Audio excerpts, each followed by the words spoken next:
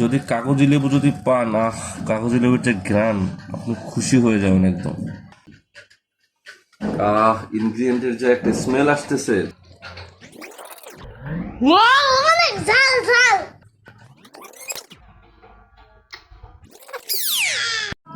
আজকে আমরা আপনাদের একটা অন্যরকম নুডলসের রেসিপি দেখাবো। সেজন্য আগে নুডলসের সসটা আমাদের তৈরি করে নিতে হবে।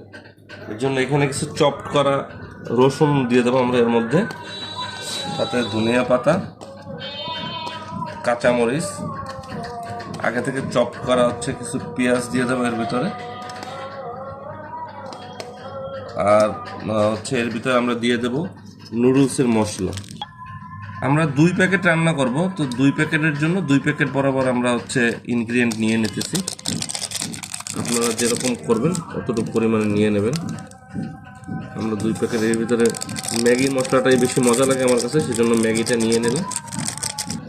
এর সাথে আমরা 2 ঢাকনা পরিমাণ সয়া সস নিয়ে দেবো।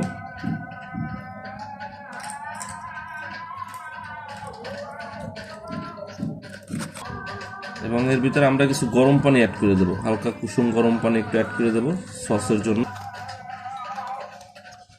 আমাদের কিছু লেবু অ্যাড করতে হবে। যদি কাগজি লেবু যদি পান, কাগজি লেবুর যে ঘ্রাণ, আপনি খুশি হয়ে যাবেন একদম। এই আমার নুডলসের ইনগ্রিডিয়েন্ট রেডি। এখন আমরা এদেরকে কিছুক্ষণ রেখে দেব, এদেরকে নিজেদের ভিতরে একটু সম্পর্ক ভালো হোক। এতক্ষণে নুডলসটা সিদ্ধ হয়ে যাবে, সিদ্ধ করা পর্যন্ত আমরা এই পর্যন্ত রেখে দেবো। ইনগ্রিডিয়েন্টের যে একটা স্মেল আসতেছে, জাস্ট জিভের জল চলে আসতেছে আমার। আমাদের নুডলস সিদ্ধ করা হয়ে গেছে, নুডলস এর ভিতরে দিয়ে এখন জাস্ট আমরা এর মিশানোর আগে আমরা এর উপরে অল্প কিছু লবণ নিয়ে নেব। যদিও সয়া সসের ভিতরে একটু লবণ আছে, তারপর আমরা এর স্বাদ অনুযায়ী অল্প একটু লবণ নিয়ে নেব। আর আরেকটু উপরে লেবু অ্যাড করে দেবো আমরা, কাগজি লেবুর যে ঘ্রাণ। ও এখন আমরা ইনগ্রিডিয়েন্টগুলো একটার সাথে একটা মিশিয়ে নেব। বাস, আমাদের নুডলস অলমোস্ট তৈরির পথে।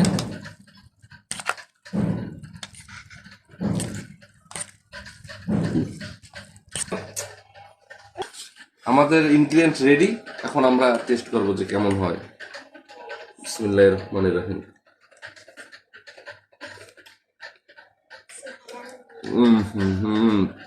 কাঁচা মরিচের ঝালটাতে হিট করতেছে, সাথে ধনিয়া পাতা, সব মিলিয়ে খুব মজা। আপনারা সবাই বাসায় বানাবেন, টেস্ট করে জানাবেন যে কেমন হয়।